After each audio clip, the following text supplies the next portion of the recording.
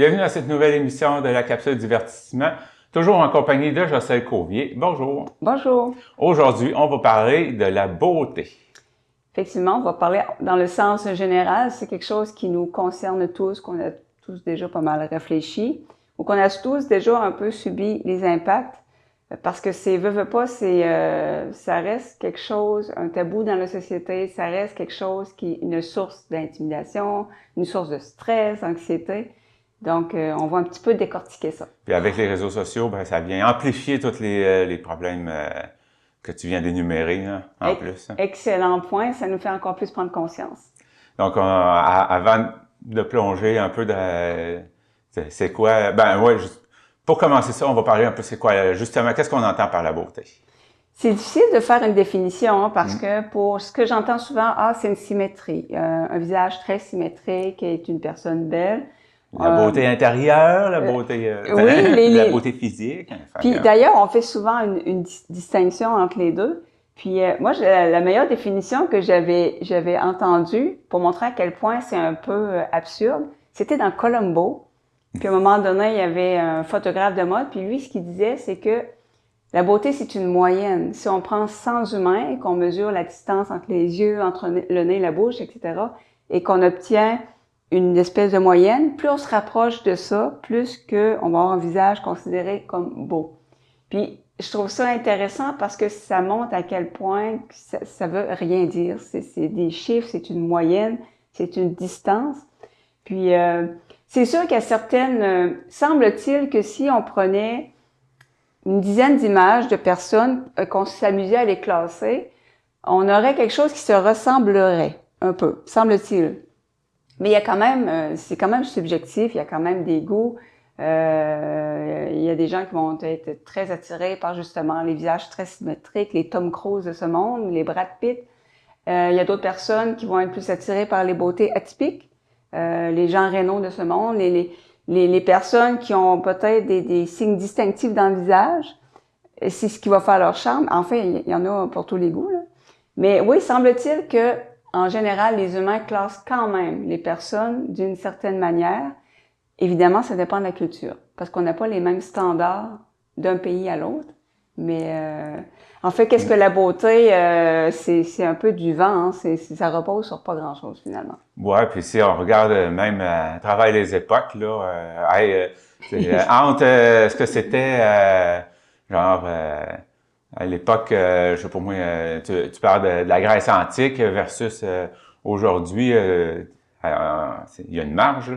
Oui, ben c'est assez amusant parce que quand on recule dans le temps, on se dit, mon Dieu, il y a des choses parfois qu'aujourd'hui ne sont pas valorisées, mais à l'époque, c'est ce qu'on recherchait. Comme en Égypte, le teint blanc.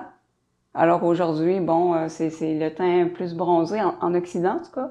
En Grèce antique, cela m'a fait rire. Disons que chez les hommes, on recherchait des parties intimes plutôt petites.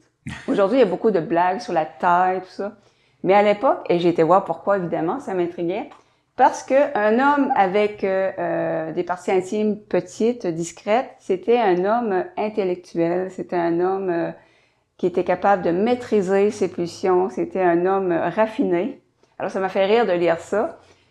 Comme on peut voir, hein, à l'époque, les époques, hein, c'est pas du tout les mêmes critères.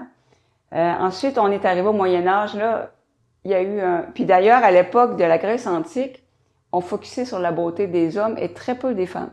OK. C'est assez surprenant. C'est au Moyen Âge que là, on a commencé à plus voir la beauté des femmes, mais par contre, on voulait le naturel. C'est ce qui était recherché. Si on avance encore dans le temps, la Renaissance, là, c'était les courbes. Là, les courbes sont arrivées, une femme avec des courbes généreuses. Et chez les hommes, c'était la coquetterie. On voit parfois des peintures de l'époque. Et donc, les hommes, c'était très recherché d'avoir un look raffiné, si on veut. Ensuite, au 20e siècle, l'arrivée du cinéma, ben là, la blondeur, la minceur, Marilyn Monroe, etc. Mais ce qui est drôle, c'est que Marilyn Monroe, dans les standards d'aujourd'hui, serait considérée en surpoids. Ah ouais. Alors que c'est une très belle femme, puis bon, on connaît Marilyn Monroe, selon les standards d'aujourd'hui. Alors, comme on peut voir, oui, il y avait la minceur au début des années 1900, mais on dirait que plus ça avance, plus ça devient extrême, entre guillemets.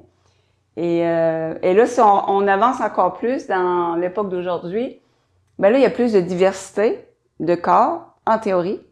Je le dis en théorie parce que c'est pas toujours ce qu'on constate dans les publicités, dans les séries. Et aussi, le corps, la beauté, c'est un peu plus androgyne.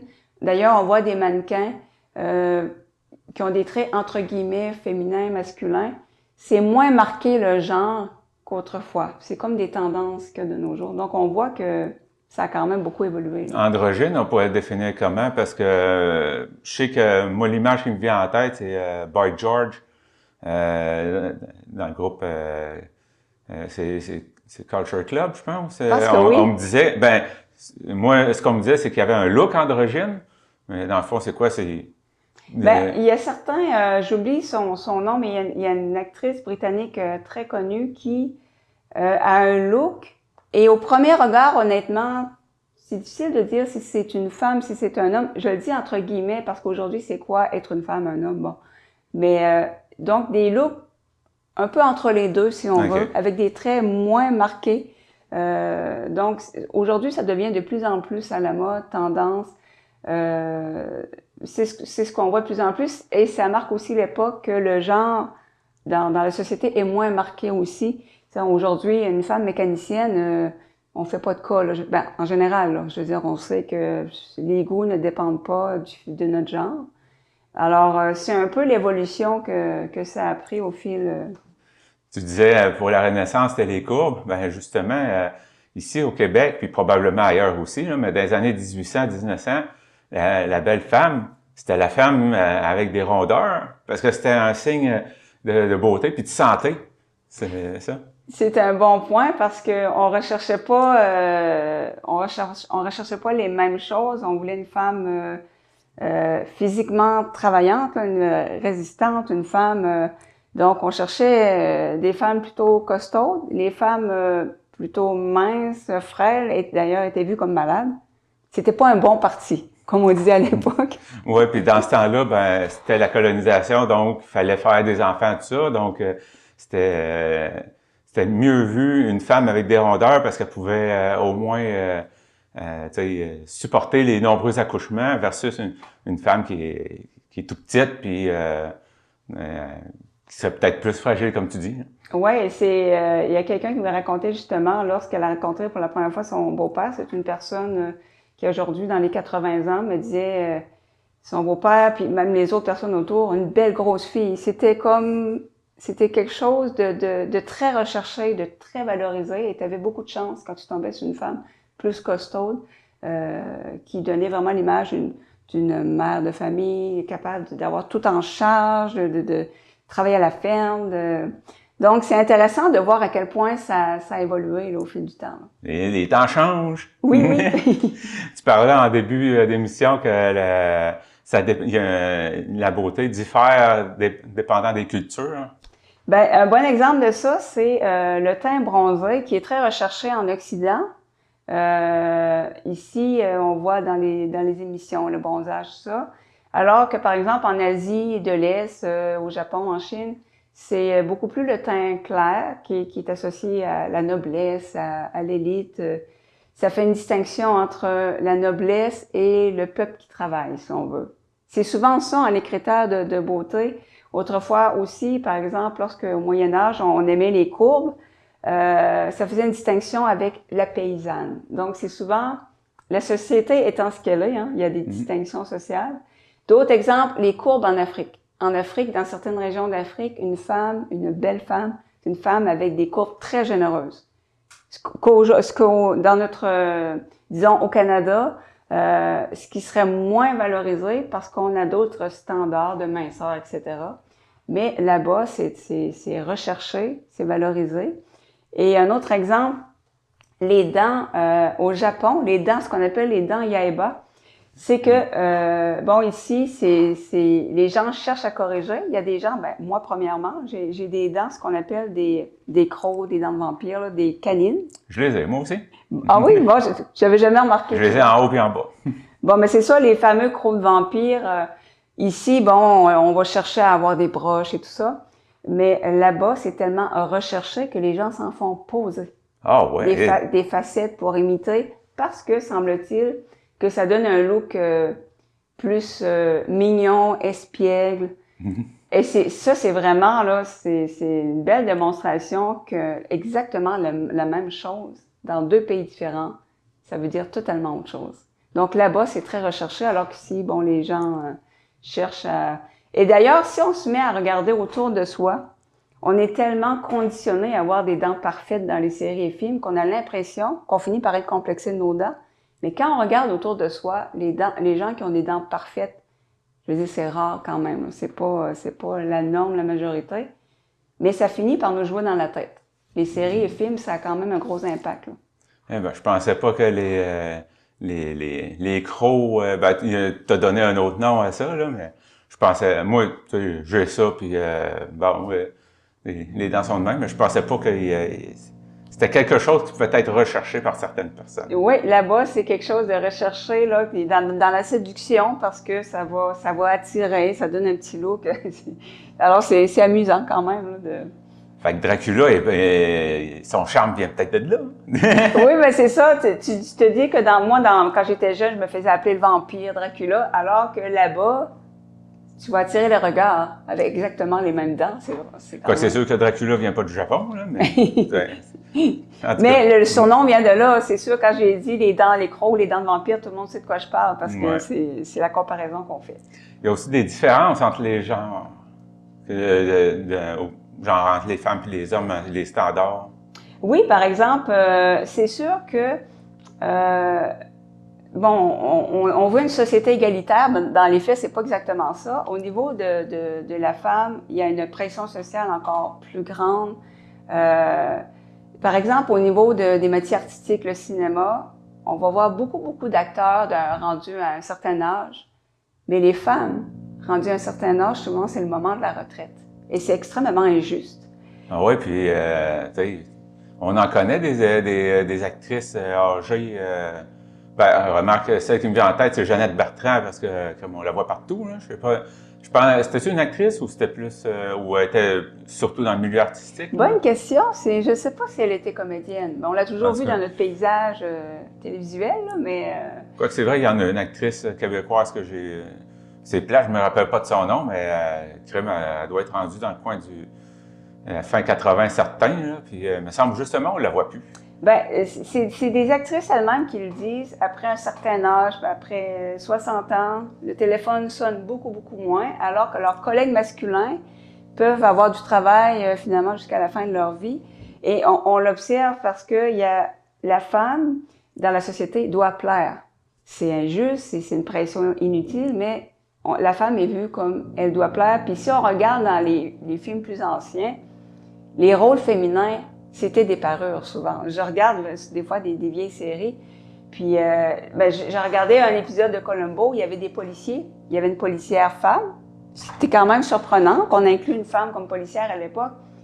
Et pendant que le policier homme enquêtait, posait des questions, la policière a pris un magazine sur la table puis a regardé le magazine. Et tu te dis, c'est quand même incroyable, le sexisme, bon, il existe partout, on l'a encore, mais c'est quand même incroyable qu'on en est encore là. L'actrice que je parlais, je viens de me rappeler de son nom, c'est Janine Suto. Ah, Janine Suto. Ben, il y a quand même des comédiennes qu'on continue de voir, et c'est bien, il y a aussi des comédiennes qui produisent leur propre série, qui produisent leur propre rôle, qui se disent, OK, on veut pas m'engager, moi je vais faire mon propre rôle, je vais être productrice, réalisatrice, tout ça, et qui s'incluent, eh bien c'est merveilleux. Mais c'est dommage qu'il y ait toutes ces distinctions-là. Et tantôt, j'ai oublié au niveau de la culture un point qui m'a beaucoup surprise. Au niveau du colorisme, on connaît le racisme, mais il y a aussi le colorisme. Ça je l'ai jamais entendu, celle-là. Oui, ben c'est un mot aussi que j'ai appris, c'est le fait de traiter différemment des personnes noires selon leur niveau de noir, si on veut. Donc, une personne plus pâle a moins de discrimination. J'ai déjà entendu ça, mais pas un colorisme, mais c'est plutôt t'es pas assez noir pour représenter ou. Ben exactement, il y a des distinctions qui se font malheureusement, et on donnait comme exemple aux États-Unis un noir foncé gagne 30% de moins qu'un noir plus clair. Peut-être qui a un teint plus... ou, par exemple, des gens, des fois, métissés, donc ils deviennent avec un teint plus clair. Et d'ailleurs, c'est triste, mais il y a des familles qui obligent en quelque sorte leurs enfants à se métisser pour qu'ils aient... On peut comprendre le principe pour qu'ils aient une vie moins dure. On cherche à effacer les traits distinctifs, par exemple les cheveux crépus. On cherche à vouloir absolument les cheveux lisses parce que c'est comme si la seule façon d'être heureux dans la vie, c'est de ressembler à un blanc. Alors, j'ai trouvé ça triste c'est quelque chose que j'avais jamais réfléchi. Donc, au niveau des genres, des cultures, des époques, les critères de beauté, ça change quand même au point des fois que ça sous-entend le racisme. Malheureusement, ça devient une base pour faire de la discrimination envers les gens. Un des sujets que tu as mis, c'est les personnes belles qui sont traitées différemment. Oui, ça c'est un bout que j'ai trouvé vraiment intéressant à lire parce que en fait c'est qu'il y a l'effet de halo. On en a parlé à un moment donné sur les biais cognitifs, etc. C'est le fait de se laisser influencer par des traits. Puis on est tous sensibles à ça, à différents degrés, et on s'en rend pas toujours compte. On associe la beauté au leadership, à la réussite, à l'intelligence, à la loyauté, à la l'honnêteté. Alors que ça fait aucun sens, je veux dire, de lier la beauté à des qualités. Et d'ailleurs aussi, c'est que les classes aisées ont plus accès à la beauté, à des chirurgies, toutes sortes de choses. Et les classes aisées ont tendance à se marier entre eux. Donc, entre guillemets, entre personnes belles qui ont eu des outils pour aller rechercher la beauté. Et ça se perpétue les espèces de préjugés. Et c'est pour vous donner une idée à quel point il peut y avoir des stéréotypes.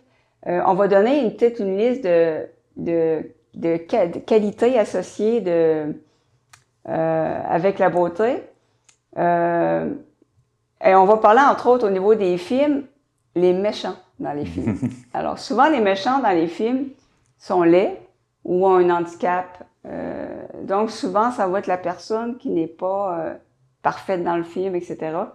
Et des exemples, Voldemort dans Harry Potter, Darth Vader, le Joker, Capitaine Crochet qui a une amputation, c'est comme si on associait le beau avec le bon, le bien, instinctivement comme humain, et le laid avec le méchant, tout ce qui est un problème. Et il y avait même une statistique, c'est que 30% des méchants les plus connus dans les films souffrent de calvitie assez importante. On en est jusque-là d'associer un trait banal, là, le fait de perdre ses cheveux, avec le fait d'être un méchant dans un film. Et c'est quelque chose, là, ça va loin là, quand même. Là. Ouais. Quoique, remarque que c'est pas tous les films qui vont aller chercher des personnes avec des défauts comme un méchant, là, ou bien, justement, tout est une question de perception pour chacun. Là, oui. Je pense entre autres au film c'est Die Hard, je sais plus c'est lequel dans la série, là, mais... Piège de cristal, le méchant est extrêmement beau, c'est Alan Rickman. Ouais, c'est ça, entre autres. Oui, j'avais un petit fait pour Alan Rickman à l'époque.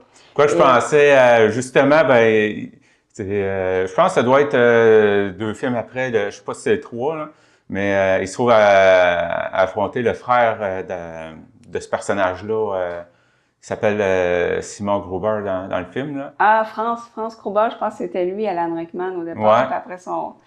Mais c'est un bon exemple que parfois, on va utiliser des méchants très séduisants. Puis d'ailleurs, on le voit de plus en plus là, lorsque c'est des films policiers, des thrillers. On voit même moins la distinction qu'il y avait peut-être dans les années 80 où c'était plus stéréotypé au niveau... mais ça existe quand même encore, Quoi qu'il y a des méchants qui peuvent être distingués. Tu m'as emmené sur Franz Gruber, puis tu sais, quand il arrive à l'étage de la place, là, puis t'es toute bien habillée, puis on dirait que c'est un homme d'affaires, là. Fait. Ah oui, ben moi, dans Piège de cristal, je trouvais qu'il y avait plus comment il s'appelle? Je dis Franz, c'est Hans Gruber. C'est l'acteur principal qui est supposé d'être l'acteur principal. Bruce Willis. Moi, je trouvais que Alan Rickman avec beaucoup plus de charisme et beaucoup plus de prestance. Mais c'est ça, c'est encore une fois, les goûts, c'est subjectif, hein, ça dépend des personnes. Ouais. D'ailleurs, on va continuer. On parle des privilèges de la beauté. Effectivement. Donc, on va voir un peu les privilèges associés. Et ça, moi, ça m'a un peu traumatisée, mais il y a des études qui ont été faites. Les enfants qui sont beaux reçoivent plus d'attention. Pas seulement des petits camarades, des amis, des adultes. Semble-t-il que c'est comme instinctif. Évidemment, tout le monde va dire, ben non, je fais pas de distinction, mais semble-t-il que beaucoup de gens, inconsciemment, ce serait un trait de l'évolution, et ils ont plus d'interaction. Évidemment, un jeune qui rentre à l'école, qui est beau, c'est injuste, mais oui, il risque d'avoir plus d'interaction. Il risque d'avoir moins d'intimidation. Malheureusement, l'intimidation est parfois liée à des traits physiques. Moins de punition. Ça aussi, c'est des études qui ont été faites sur... c'est pas tous les professeurs, évidemment. Puis on s'entend que souvent, c'est inconscient. C'est pas quelque chose de volontaire. Mieux noter, surtout à l'oral, parce qu'on dit que la personne a une meilleure présentation, prestance. Et même à l'écrit, on donnait exactement des mêmes résultats et la personne plus belle avait des meilleurs résultats. C'est des études qui ont été faites. La confiance en soi, bien évidemment, ça va de soi. L'accès au travail, ben je dis que ça va de soi parce que on vit dans une société qui a tellement de pression sur la beauté que si on n'a pas, j'allais dire, la chance d'être né avantagé par la nature, la vie va être plus difficile. C'est épouvantable, mais c'est comme ça pareil. L'accès au travail, ça a été prouvé que les personnes belles, grandes, ont plus de chances d'être pris dans un emploi. L'accès à l'amour, on le voit maintenant, on magazine des rencontres sur les applications. Puis c'est quoi? C'est des photos. C'est un catalogue de photos. Salaire plus élevé, si on est beau et grand. Les métiers, évidemment, comme les célébrités, les artistes, la vente, la beauté est un critère recherché. La politique, semble-t-il que ça nous influence sans qu'on sache. La justice, ça m'a beaucoup surpris et déçu. C'est aussi une étude que, évidemment, s'il y a des preuves accablantes, on va reconnaître la personne coupable, OK? Mais advenant que les preuves sont fragiles, que c'est pas très clair, la personne belle va mieux s'en sortir. Tu sais, pour l'intimidation, c'est basé sur des études, tout ce que tu viens d'énumérer. Côté intimidation, est-ce que les études le mentionnent si, que la personne, c'est sûr, on est toujours dans le subjectif, là, que la personne est moins belle, va subir plus d'intimidation qu'une personne belle, parce que il me semble qu'on entend pas mal parler aussi, surtout chez les jeunes filles. Des jeunes filles qui sont belles, qui vont subir de l'intimidation, mais de la part de d'autres filles aussi. Ben justement, on va en venir parce qu'il y a des désavantages à la beauté. L'intimidation, évidemment, une personne qui a des traits physiques très particuliers, malheureusement, va devenir cible d'intimidation. Une personne qui est très belle va être cible de jalousie, d'intimidation aussi. Une personne différente. En fait, puis il n'y a pas de raison à l'intimidation. Moi, je me suis longtemps demandé pourquoi moi. Évidemment. Moi, j'aurais tendance à penser, la personne qui intimide, c'est parce que c'est pour se valoriser, parce que c'est elle qui se sent plus faible, je dirais. On se remonte. Moi, c'est ça remonte. Puis c'est pas rare de voir une personne qui a été intimidée, qui devient intimidateur à son tour, comme façon de réflexe de rehausser son estime. Puis, bien évidemment, c'est pas tout les cas des personnes qui ont été intimidées, mais malheureusement, c'est comme un cercle vicieux, puis autant la personne intimidée que celle qui intimide, c'est des gens, évidemment, en souffrance, là. Moi, pour l'avoir beaucoup vécu, les insultes que je recevais, c'était beaucoup sur mon physique. Parce qu'à l'époque, j'avais 50 livres de plus, j'avais des lunettes, aussi bête que ça, j'avais des lunettes, toute une affaire. Je m'habillais pas à la mode, le moins de trucs distinctifs qui fait que tu es différent, que tu n'es pas dans le moule, c'est suffisant. Ou le fait que tu es toute seule, moi j'étais solitaire, ben c'est suffisant pour qu'on va se mettre sur ton cas parce que tu n'es pas dans la gang, parce que tu te tiens tout seul. Tu sais, Puis il faut enlever le réflexe. On a le réflexe de demander qu'est-ce que j'ai fait, mais on fait rien de mal, c'est pas notre faute, l'intimidation. comme tu dis, il y a des personnes très, très belles qui se font intimider. On dirait qu'il n'y a pas de raison, c'est juste de la méchanceté gratuite. Puis d'ailleurs, ben, on parle des désavantages. Il y a quand même des désavantages à être une personne très belle. Ça peut devenir une obsession. L'apparence, ça peut devenir là au point qu'on sort plus de chez soi si on n'a pas passé 2 heures devant le miroir. Malheureusement, il y a des stéréotypes sur l'intelligence. Les jokes de blonde. Moi, je me le fais pour me taquiner, là. Puis je me fais dire, ah, tiens, la blonde. Puis il y a beaucoup de jokes de blonde par rapport aux personnes qui sont très, très belles. Puis moi, c'est ça, quand je me faisais insulter des fois ou taquiner, c'était par rapport parce que je suis blonde. C'était pas par rapport à la beauté, parce que à l'école, très jeune, on m'a fait comprendre que j'étais pas une belle personne, que j'étais. Puis ça reste toute sa vie. Je veux dire, on aura beau me dire n'importe quoi, je vais toujours avoir un complexe sur mon physique parce que ça a été ancré depuis que je suis jeune. Puis il y a rien qui va changer ça. C'est pour ça que c'est triste, parce que ça laisse des séquelles. Donc, si on est une personne très belle ou une personne blonde, on va avoir des jokes qui vont insinuer qu'on n'est pas très intelligent. On va se faire dire qu'on est superficiel. Une personne qui est très belle va se faire dire qu'elle est superficielle. Une personne, la jalousie, comme on le disait, la personne très très belle dans ses relations peut arriver à se demander si l'autre est là pour les bonnes raisons ou parce qu'elle est belle. C'est le harcèlement sexuel aussi. Une personne très très belle qui est très coquette, et ça devrait pas exister, là, mais malheureusement risque plus de faire face. Et évidemment, faut pas faire un raccourci de se dire, ben les gens qui se font harceler, c'est parce qu'ils sont belles ou c'est la faute à personne, on s'entend, là. Mais la société étant ce qu'elle est, malheureusement, ils vont être plus visés et ça n'a pas sa place. Le coût, parce qu'évidemment, entretenir une beauté, c'est cher, c'est du temps, c'est de l'énergie. Ça coûte cher à ce point-là, le mascara, Ben là, le moi, rouge à lèvres. J'ai l'air de parler en connaissance de cause, mais je pense que c'est évident, là, que c'est ça. Moi, j'ai jamais été une personne très coquette, puis j'ai lu tout ça parce que c'est un univers que je connais moins, là, je veux dire. J'ai jamais été dans une situation de ressentir un désavantage, plutôt de l'intimidation pour l'inverse, parce que les gens jugeaient que j'étais pas assez dans les standards de beauté. Mais donc, ce que je lis, c'est que ça coûte cher, c'est que c'est du temps, de l'énergie. Il y a une pression sociale. Il semble-t-il que si tu es une belle personne, ben les gens s'attendent que tu sois toujours sur ton 36, que tu sois toujours bien appliqué. Toujours maquillé, toujours les cheveux bien placés d'une certaine façon. Oui, c'est ça. Il y a comme des attentes, si on veut. Tandis que, tu sais, une personne comme moi, les gens n'ont pas vraiment d'attente, là, à moins que j'arriverais avec un sac sur la tête, là. Il y a personne qui va vraiment remarquer comment je suis habillée, tout ça, parce que je me fonds dans la masse, si on veut, là. Mais une personne qui est très, très belle, ça va plus, on va avoir des attentes, semble-t-il. La difficulté du vieillissement, bien évidemment, tout le monde a peur de vieillir, puis bon, on voit les changements physiques, mais quand on est très beau, qu'on a peut-être des fois focusé sa valeur là-dessus, ça devient compliqué de vieillir, là. Et finalement, ça m'a fait rire parce que je l'ai observé.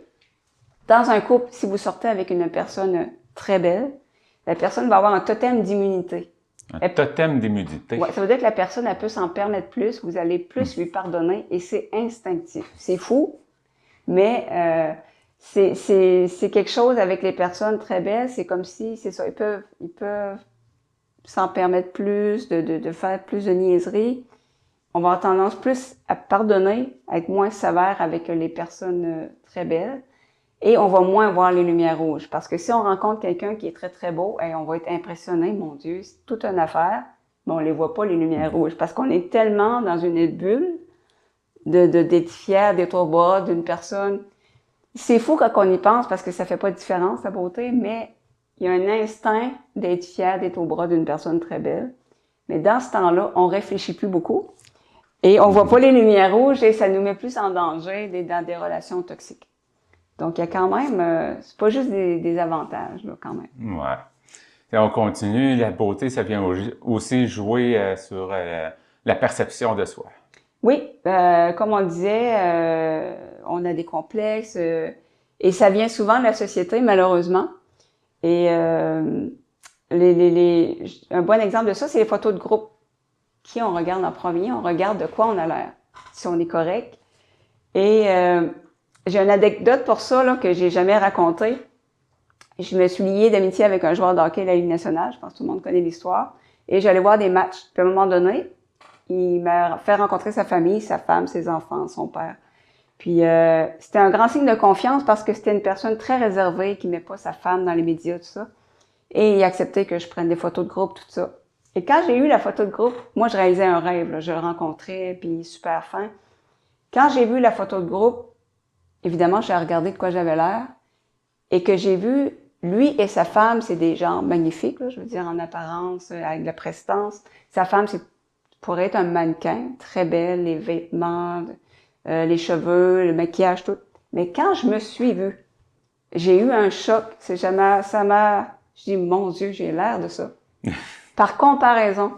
Avant ça, j'avais vu des photos prises durant le match et j'avais pas fait de cas. Pourtant, j'étais pareil. Mais c'est la photo de groupe. Puis en plus, j'avais un chandail de hockey. Après un match, on célèbre les buts. J'étais un peu écréchée. Tu sais, j'étais pas mon meilleur. Puis je dis, oh mon Dieu. Et ça m'a traumatisée. Je l'ai jamais raconté à personne. Et c'est fou parce que la photo, j'étais en train de réaliser un rêve. Ça devrait être ce qui focus mon attention. Mais mon attention a été attirée sur mon apparence. Est-ce que ça pourrait être à cause que tu avais à côté de toi une femme que tu considérais plus belle encore, puis là, tu t'es comparé? Oui, parce que il y avait objectivement, il y avait une énorme différence. On n'était pas dans la même ligue, si on veut, comme on dit, là, au niveau des... Tu sais, puis avant ça, je dirais que je me trouvais ordinaire, dans la moyenne. Mais après cette photo-là, là, ça m'a pris du temps pour me remonter de cette photo-là. Je me trouvais épouvantable. Puis pourtant, je veux dire, j'avais pas changé. Mais c'est que j'avais à côté, évidemment, j'avais un mannequin à côté. J'avais une femme qui était super bien apprêtée, maquillée, tout ça, là. Et mais on a tous un peu un côté comme ça de se comparer. C'est comme un peu inconscient. Et ça m'a... Évidemment, j'en suis revenue, là, je veux dire, c'est dur de comparer ces deux situations différentes aussi. Je veux dire, j'étais pas...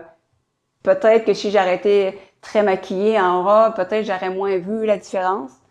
Mais aujourd'hui, je suis en paix avec ça, mais ça m'a traumatisée, C'est pour dire à quel point que la société aussi nous fait comparer, fait faire des comparaisons inutiles qui fait naître des complexes. Après ça, j'étais déjà complexée, mais après ça, moi, je voulais quasiment plus sortir de chez nous, là. Ça m'a vraiment frappée à ce point-là.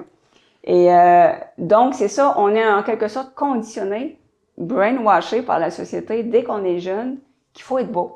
Les publicités, les films, les séries, on se le fait dire. Si on est bien habillé ou maquillé une journée, les gens vont mettre le paquet pour nous dire que là, on est beau. Ben là, on fait le raccourci que autrement, on ne l'est pas. Fait que c'est ça qui arrive aussi. Des fois, les compliments, ou je vais donner un autre exemple, une personne qui a perdu beaucoup de poids, il y a quelqu'un qui disait, il dit, j'aime pas ça que les gens me disent, ah, t'es tellement mieux, puis c'est beau. Puis il dit, c'est comme si c'est pas correct d'être autrement. Il dit, ça me met une pression sur les épaules. J'avais jamais vu ça comme ça. Ah, moi, ça me met pas de pression, en tout cas. C'est ça, c'est ça, toi, c'est quelque chose que tu as vécu, que les gens te disent, ah, t'as perdu du poids, ça te dérange pas? Moi, ça me dérange pas, en tout cas. C'est ça. Ce qui me dérange, puis ça revient dans la perception de soi, là, c'est si je regarde les reportages, les émissions qu'on a faites, mettons, en 2024, là, puis je me compare, là, tabarnouche, je suis pas capable de me regarder, là, je veux dire, ceux qui nous suivent, là, ils ont remarqué, tu sais, justement, la perte de poids fulgurante, on pourrait dire, là. Fait que, tu sais, me comparer avec l'an passé, là, hey, je suis pas capable de me regarder, moi, là. Les photos anciennes, c'est ça, c'est dur à voir, c'est ça. Ouais. OK, c'est ça. Fait que, tu sais, dans ce temps-là, en 2024, j'avais ce poids-là, puis bon, regarde, je me considérais pas photogénique, mais c'était pas si pire pareil.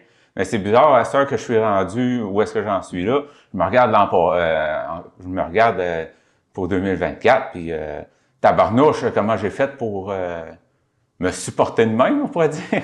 C'est drôle comment la perception change parce que tu es la même personne. Puis tu dis à l'époque, ça te dérangeait pas plus que ça. Mais aujourd'hui, oui. C'est drôle, le cerveau humain, comment on peut... Surtout que, tu sais, on nous vend beaucoup l'idée qu'il faut s'aimer comme on est, puis tout ça. Fait que malgré qu'on a un surpoids, il faut s'aimer pareil. Mais tu sais, de là à dire s'aimer à ce point-là, je ne sais pas, là, mais tu sais, dans ce temps-là, c'était un bof, ça ne dérange pas. Mais à cette heure, c'est Moses, ça n'avait pas de bon sens, mon affaire. Là. C'est particulier parce que moi, je le vois si je regarde des vieilles photos de moi où j'avais, disons, un autre style, là, j'étais moins coquette, on va dire de même. Je suis pas capable. Je peux pas regarder les photos puis je me dis, mais comment ça? Je me levais le matin puis je restais de même. Tu sais, je veux dire, pourquoi tu sais, j'avais un look très, très naturel puis tout ça, puis tu sais, encore aujourd'hui, mais c'est encore pire avant, je veux dire, c'est encore plus marqué. Puis je regarde les photos puis je me dis, mais comment ça? Qu'est-ce que j'avais dans la tête que ça me dérangeait pas? Ça me dérangeait pas dans le temps. C'était comme ma normalité. Puis aujourd'hui, je suis ailleurs. On dirait que des fois, on est ailleurs. Comme on dit depuis le début, tout est une question de perception. Enfin, nos perceptions changent, comme tu dis. C'est exactement ça. On va continuer. Il y a les réseaux sociaux aussi qui viennent jouer là-dessus, puis c'est pas toujours pour le meilleur. Ben en fait, les ravages on peut parler des ravages des filtres. C'est très, très populaire, les filtres pour lisser le visage, enlever les boutons. Ça nous donne comme un physique parfait, si on veut, là. Il y a aucun défaut. Et malheureusement, à force d'utiliser ces filtres-là, ça peut nous mettre dans la tête on va être complexé. On va se dire, mon Dieu, je pourrais ressembler à ça, puis je ressemble à ça. Donc, c'est un couteau à double tranchant, les fameux filtres. Et ça peut amener beaucoup de complexes, les réseaux sociaux, l'estime de soi, évidemment, les troubles alimentaires, la dépression, l'isolement. On le voit beaucoup chez les jeunes filles, les adolescentes. Certains réseaux sociaux, c'est dévastateur. Et les gens qui ont ces réseaux sociaux-là le savent aussi. C'est ce qui est dur aussi à accepter. Et puis en tant que parent, c'est dur de voir tout ce que ces enfants font sur les réseaux sociaux. Mais c'est dangereux. Ça peut être dangereux, surtout si une personne n'a pas beaucoup d'estime de soi. Ouais, puis il y a les fils sur les réseaux sociaux, mais dans les revues ou des articles, tout ça, là, des actrices où est-ce que la photo va être retouchée, souvent ça fait scandale à part de ça. Oui. J'entends parler de ça des fois. Ben là, aujourd'hui, on va plus vers le naturel. À un moment donné, il y avait même un magazine des actrices sans maquillage. Je trouve ça bien pour montrer autre chose. Parce que comme je disais tantôt, il n'y a pas de, tu sais, il y a pas de bonne façon. Dans la société, il faudrait toujours qu'on soit les femmes très féminines et coquettes et les hommes très virils et masculins et très bons. Et tantôt, je donnais mon exemple de quand je me revois, quand j'avais un look plus beaucoup moins coquette, tout ça naturel, tout ça. C'était pas dans le sens que c'est pas correct, c'est dans le sens que c'est plus moi. Ça me ressemble plus, je me reconnais pas. Parce que on voit des gens avec toutes sortes de styles, des gens très coquets, il y a des gens très, très, très simples, naturels. On dirait, hey, ça y va bien, c'est son style. Il y a ça aussi, j'ai l'impression, c'est qu'à un moment donné, c'est dans notre cerveau, on devient quelqu'un d'autre. On évolue dans la vie, puis à un moment donné, ce qu'on était nous correspond plus, reflète plus ce qu'on veut refléter. Alors, c'est sûr que les réseaux sociaux, le problème, c'est que la beauté, c'est comme s'il y avait un standard. Il faut que tu ressembles à telle chose. Puis si tu vas en dehors de ça, c'est pas correct. Tu sais, ça amène les gens à vouloir ressembler à quelque chose qui est pas eux autres. C'est comme moi, le maquillage, je me maquille pas parce que maquiller, je me reconnais pas. C'est pas moi. Ça arrive des fois qu'ils me maquillent pour des occasions, mais je trouve ça beau chez les gens, vraiment sincèrement, mais moi, je me reconnais pas. C'est que des fois, c'est de rechercher son propre style parce que les réseaux sociaux nous aident pas là-dedans. Là. Puis souvent, pour aller chercher de la beauté, ben il y en a qui vont faire appel à la chirurgie esthétique. Effectivement, puis évidemment, il faut pas diaboliser la chirurgie parce qu'il y a des gens, ça les rend tellement dans une souffrance d'avoir, par exemple, des oreilles décollées que eux, ça va faire un changement dans leur vie, là, la chirurgie. Puis faut pas non plus penser que tout le monde est abonné à faire ça. Parce que oui, ça existe des dépendances à la chirurgie, des gens qui changent continuellement des choses chez eux.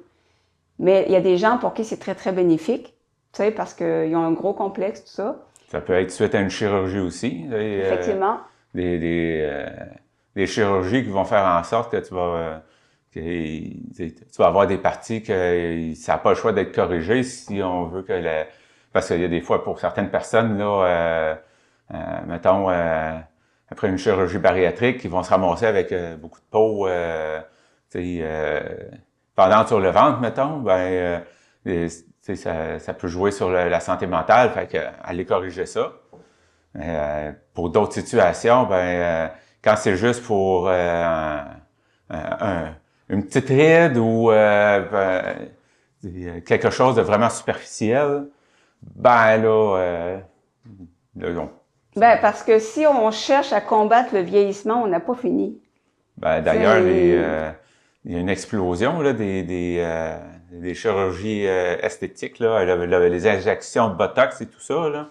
Ça devient de plus en plus jeune et même il y a certaines cultures, je parlais avec une personne du Venezuela qui m'expliquait que dans sa culture, en Amérique du Sud en particulier, les chirurgies, les implants mammaires, c'est très, très banalisé. Des parents offrent à leurs enfants une chirurgie mammaire. Ah ouais, à des enfants. Oui, à leurs enfants en cadeau parce que dans cette société-là, ça va t'aider dans la vie, entre guillemets, parce que,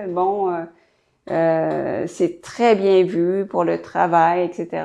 Tu sais, pour nous, c'est bizarre parce qu'on n'est pas dans ce standard-là.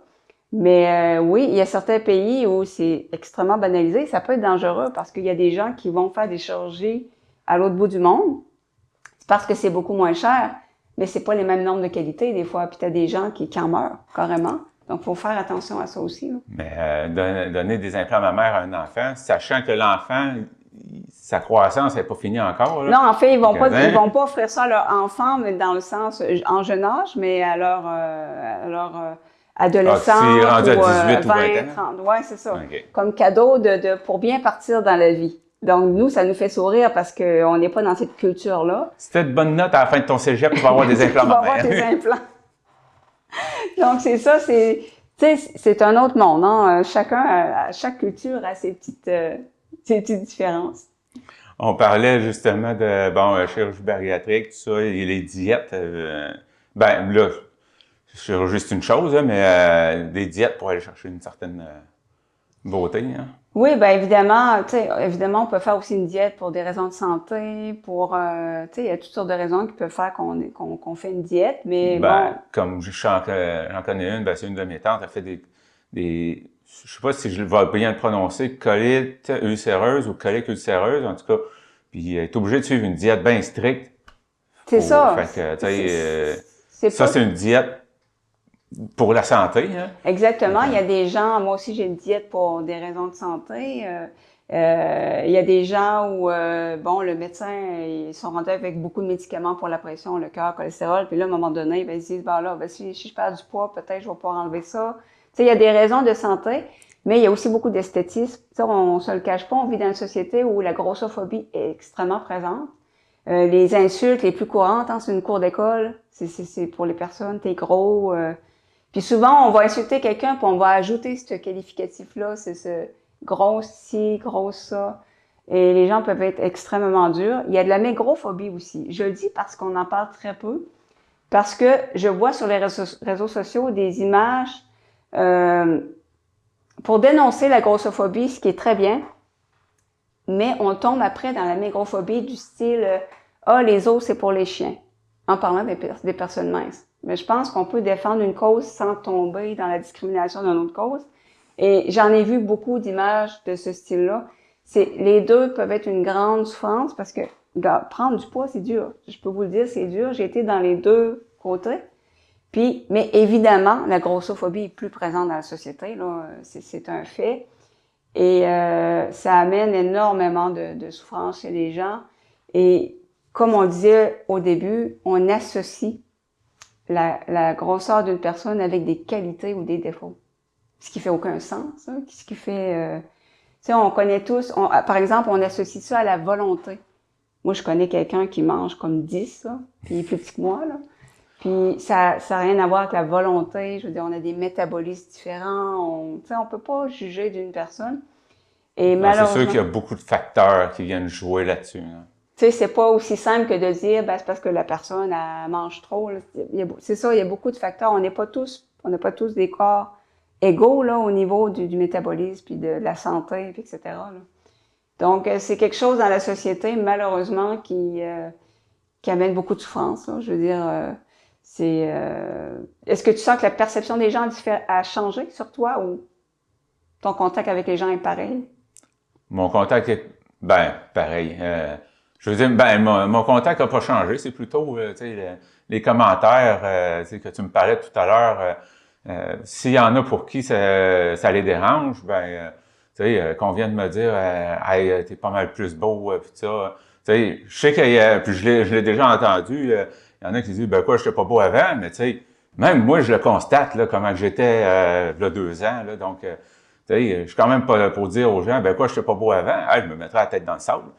Fait que, Ouais, tu sais, qu'on vienne me dire que ça me fait bien, puis tout ça, tu sais, moi, je le prends bien, là. Tu sais, tu parlais justement, tu sais, tu disais tout à l'heure que tu as déjà été, tu sais, fallait en perdre, puis à un moment donné, il fallait en prendre. Je suis justement dans cette situation-là. S'il y en a pour qui le défi, c'est de perdre du poids, là, moi, je suis dans un... Parce que j'ai été hospitalisé, moi, 5 jours, puis à cause de cette hospitalisation-là, je perds encore du poids, puis j'ai dépassé, en tout cas, j'en perds trop. Là. Fait que, mais que je peux le faire, il va falloir que je reprenne du poids. Ça va être bizarre, c'est bizarre, pareil, parler c'est comme ça. pas simple, hein? Faut le vivre pour. C'est ça, j'avais du mal quand que j'avais un surplus de poids. Là, j'ai du mal parce qu'il faut que je reprenne. C'est pas simple prendre du poids. Tu sais, les gens disent, ah, t'as qu'à manger des cochonneries. Non, Justement. ça marche pas de même. Non, surtout pas, tu sais... C'est pas la solution. Non. Prendre du poids, il faut quand même essayer de le faire avec des aliments qui sont sains, là. Puis, c'est vrai que prendre du poids, techniquement, oui, je peux en prendre du poids, mais je le repère aussi vite. C'est ça, c'est comment on le prend. C'est le maintenir, puis c'est pas simple, là, je veux dire, tu sais, c'est facile de juger les gens, on n'est pas dans la vie des gens, puis tout ça, mais c'est vrai, c'est pas simple. L'alimentation, c'est pas simple, puis on va pas se le cacher, on a tous des réflexes aussi. Moi, je me cache pas. Je suis triste, je mange. Quand je suis triste, je mange. Quand je suis fâchée, je mange. Quand je suis contente, je mange. Regarde, je mange mes émotions. Puis une chance que je peux pas prendre ce poids-là parce que je perdrais le contrôle, là, parce que j'ai ces réflexes-là, je m'en cache pas, là. Tu sais, avant, j'étais une bébête à sucre. Fait que, c'est sûr qu'on pourrait me dire, si tu veux prendre du poids, mange des gâteaux, mange du chocolat. Mais c'est justement, tu sais, j'ai essayé cette méthode-là, je peux vous dire, ça marche pas. De toute façon... La méthode gâteau, ça marche pas. D'accord. On va continuer, si on veut finir un jour. Oui, on est inspiré par le sujet. Il y a la séduction aussi qui vient jouer là-dedans. Bon, évidemment, la séduction. Le besoin de séduction. L'invisibilisation. Hey, j'avais peur de pas être capable de dire le mot comme il faut. Le fait que lorsqu'on a un certain poids, lorsqu'on a un handicap, on est invisible. C'est comme si les gens associaient pas la séduction avec des gens différents. Et il y a des personnes avec un poids différent, plus costauds, qui sont magnifiques. Tu as des gens qui sont très, très, très beaux. Tu as même des gens que ça leur va mieux. Que quand, tu sais, j'ai déjà vu des gens qui montrent des photos plus minces, ça, puis ça leur va mieux avec plus de courbes ou... mais malheureusement, les gens, souvent, c'est comme s'ils étaient laissés pour compte. Comme les personnes, dans la société, il y a beaucoup de validisme. Ça, c'est aussi un mot récent là, que je connaissais pas, c'est le fait de discriminer les personnes handicapées. C'est comme si c'était moins importante, moins utile. c'est épouvantable parce qu'il apporte beaucoup à la société. Et c'est comme si la séduction n'était pas associée à un handicap ou à une personne qui a un certain poids. Et même dans les films et séries, ils sont pas beaucoup mis de l'avant. Et c'est dommage parce que une personne très très belle, ça n'a rien à voir avec le fait d'avoir un handicap ou pas, d'avoir un certain poids ou pas. Et c'est une question de goût. Il y a des gens qui sont seulement attirés par les personnes d'un certain poids, qui sont plus costauds. Il y en a d'autres qui sont attirés par les personnes minces. Tu sais, ça dépend, là. Faut pas non plus penser que les goûts, c'est standard dans la société, là. Tout est différent. Maintenant, on va terminer ça en beauté avec d'être soi-même. D'être soi-même. Le body positivisme. Ça, c'est un concept qu'on entend de plus en plus. Puis moi, ce que j'aime, c'est le fait d'être bien dans sa peau amène une certaine beauté. On a tous rencontré des gens qui étaient peut-être pas avantagés par la nature pour différentes raisons, mais ils dégagent tellement ces gens-là, qui sont beaux. Tu sais, ils ont un charisme, là. Ça change rien, ils sont attirants parce qu'ils sont bien dans leur peau, parce qu'ils sont... je pense à un ami qui me disait qu'il avait une copine, lui, il était très mince. Puis sa copine avait un poids beaucoup plus grand que lui. Puis il dit, moi, je m'en fous. Il dit, ça me dérange pas. Il dit, son poids. Mais il dit, ce qui me dérange, il dit, c'est ses complexes. Et il dit, je la vois, elle est pas bien. Je la vois, elle est pas bien. Elle est pas bien en elle, elle est pas bien dans sa peau. Et il dit, c'est ça qui me dérange. Mais pas son poids. Puis, ce qui amène à dire que quand on est bien dans sa peau, qu'on soit petit, qu'on soit plus gros, qu'on ait un handicap, je veux dire, on va dégager du charisme, nécessairement. Ou qu'on ait des défauts à cause d'une chirurgie. Ou qu'on ait des défauts à cause d'une chirurgie, parce que, de toute façon, quand on aime quelqu'un, on le voit pas. Quand on aime, comme moi, bon, je l'ai dit tantôt, j'ai les dents désalignées, tout ça. Puis j'ai un chum qui s'était jamais rendu compte. Et puis, il me voyait, là. Il dit non, je m'étais pas rendu compte. Lui, pour lui, ça faisait comme partie de moi. Puis pour terminer sur une note positive aussi, parce que j'ai longtemps été complexée de mes dents. Et ma nièce m'avait dit, elle dit, ma tante, elle dit, t'as vraiment les dents croches. Elle m'a dit, t'as le plus beau des sourires. Elle avait 8-9 ans. Puis ça m'a marqué, puis je me suis dit, tu sais, la vérité sort de la bouche des enfants. Ouais. Ça m'a marqué, puis je me suis dit, pourquoi je vais commencer à me casser la tête pour les autres? Moi, si j'ai fini par les accepter, là, que j'avais des dents de vampire, tout ça. Puis j'ai fini par être sereine, puis ça, je le souhaite à tout le monde.